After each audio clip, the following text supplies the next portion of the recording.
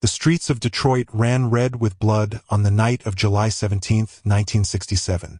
This was more than just a murder. It was the spark that ignited one of the most intense and transformative uprisings in modern American history. Was this violence a random act, or the tipping point that launched a revolution?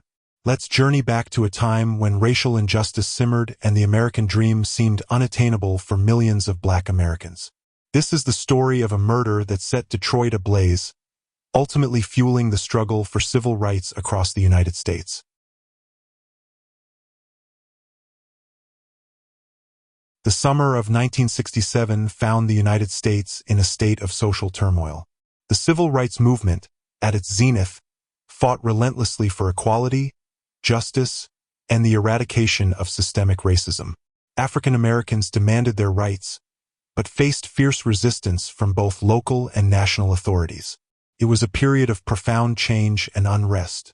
While cities like Birmingham, Atlanta, and Chicago already experienced protests, Detroit, in the heart of the industrial Midwest, was on the brink of a tragedy that would set the stage for a revolution. Once celebrated as the Motor City and an emblem of post-war American prosperity, Detroit harbored rampant racial inequality beneath its gleaming surface.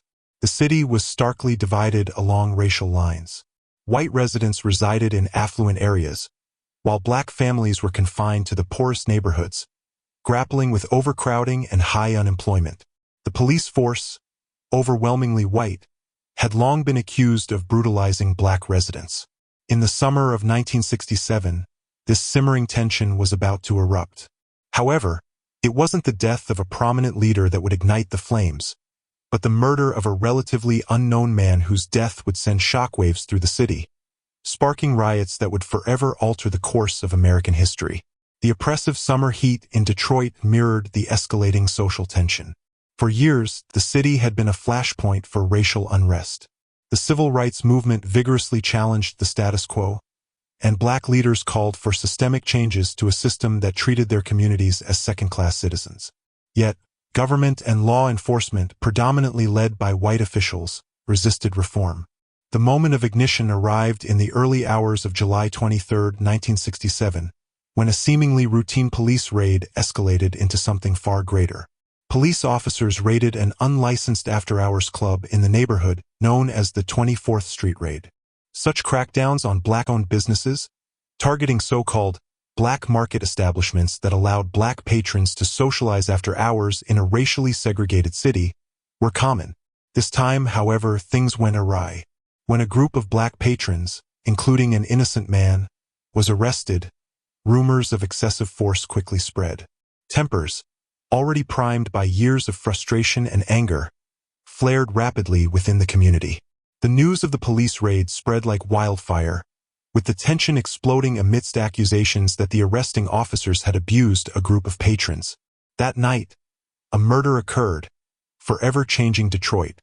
The victim was Rufus Williams, a young Black factory worker, whose tragic death became the spark that ignited the Detroit Riots. Williams was shot by an officer during the initial protests following the raid. While his death was officially attributed to the chaotic scene, for many, it was the final straw in a long history of police violence and racial injustice. In the wake of Rufus Williams' death, the Black community was outraged. His murder symbolized everything that had gone wrong: systemic racism, police brutality, and the broken promises of equality. With emotions running high and the streets already charged with anger, the death of this one man would lead to a far larger upheaval. By the morning of July 24, 1967, Detroit was engulfed in flames. What began as scattered protests quickly erupted into full-blown riots. Rufus Williams' murder acted as a catalyst for the simmering discontent, leading to a city-wide explosion of rage. People from all walks of life, both Black and white, joined the protests. The riots spread rapidly, with stores set ablaze, cars overturned, and looting occurring in neighborhoods where generations had felt oppressed. As tensions mounted, the police were overwhelmed. The National Guard was called in to restore order, but their presence only intensified the chaos. Federal troops were eventually deployed, transforming Detroit into a war zone. What started as a local incident had escalated into a full-blown insurrection. Thousands poured into the streets, fighting not only for justice for Rufus Williams, but for an entire generation's pent-up frustration with the systemic racism that permeated every aspect of their lives. Amidst the destruction and violence, the city finally captured the world's attention. News outlets across the nation broadcast the unfolding events in Detroit, capturing images of burned buildings, tear gas clouds, and the determined faces of the protesters. It was no longer just about the murder of one man. It was about decades of violence, inequality, and neglect perpetrated against the Black community. The immediate aftermath left over 40 dead, hundreds of buildings destroyed, and thousands arrested. The events in Detroit served as a stark wake-up call for a country that had too long ignored the cries for justice. The aftermath of the riots sparked a wave of protests, not only in Detroit but across the United States.